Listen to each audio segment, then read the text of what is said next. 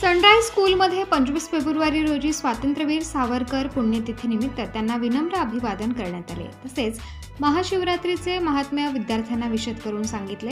सर्वप्रथम शाळेचे प्राचार्य ज्ञानेश्वर ढिकले, शिक्षिका पूजा गायकवाड, रुपाली वांडले यांनी प्रतिमेचे पूजन केले। शाळेचे प्राचार्य ज्ञानेश्वर ढिकले यांनी स्वातंत्र्यवीर सावरकरांविषयी सांगितले की देशाच्या स्वातंत्र्य लढ्यात त्यांनी सक्रिय योगदान दिले। त्यांचे मातृभूमीविषयीचे प्रेम, तळमळ, ने मजसी ने परत मातृभूमीला सागरा प्राण तळमळला या गाण्यातून व्यक्त होते। विद्यार्थ्यांनी सुद्धा आपल्या जीवनात आपल्या देशाप्रती, भारत मातेप्रती अभिमान बाळगला पाहिजे हे सांगितले। तसेच महाशिवरात्र म्हणजे भगवान शंकरांच्या उपासनेचा दिवस, हिंदू बांधवांचा पवित्र सण। शिव म्हणजे त्याग, शिव म्हणजे परोपकार। आपल्या जीवनात सर्वांनी काही गोष्टींचा त्याग व परोपकार करणे महत्त्वाचे असते हे सांगितले। स्वातंत्र्यवीर सावरकरांची माहिती इयत्ता 6वीची विद्यार्थिनी प्रांजल बारे, महाशिवरात्रीची माहिती इयत्ता 5वीची विद्यार्थिनी कस्तुरी गांगुर्डे तसेच शिक्षिका कंचन पाटील यांनी देखील महाशिवरात्रीची माहिती सांगितली। ने बजसी ने परत मातृभूमीला सागरा प्राण तळमळला हे स्वातंत्र्यवीर सावरकरांचे गाणे इयत्ता 5वी ते 7वीच्या विद्यार्थ्यांनी गायले व स्वातंत्र्यवीर सावरकरांना गाण्यातून मानवंदना दिली। कार्यक्रमाप्रसंगी शिक्षिका वैशाली मत्सागर, किशोर जठार, शिक्षकेतर कर्मचारी अर्चना तिडके, हर्षल पाचोरकर उपस्थित होते।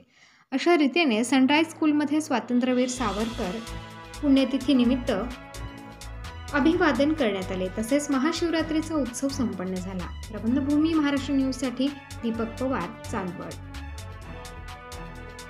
संबंधित खूप पौराणिक कथा प्रचलित आहे। त्यापैकी एका कथेनुसार समुद्र मंथनाच्या वेळी विषही निर्माण झाले होते। या विषात ब्रह्मांडाला नष्ट करण्याची ताकद होती। या जगाला विषाच्या प्रभावापासून वाचवण्याकरिता आणि या विषाला नष्ट करण्याची क्षमता केवळ भगवान शिवांमध्येच होती। भगवान शंकरांनी हे हालाहल विष स्वतःच प्राशन करून त्यांनी फ्री इंडिया सोसायटी नावाची संघटना स्थापना केली। इंग्रज सरकारचा त्यांच्यावर रोष वाढला होता। लंडनमध्ये त्यांना अटक झाली। आता त्यांनी बोटीतून भारतात परत पाठवले जात होते। कैद होणे सावरकरांना आवडले नाही। त्यांनी इंग्रजांच्या तावडीतून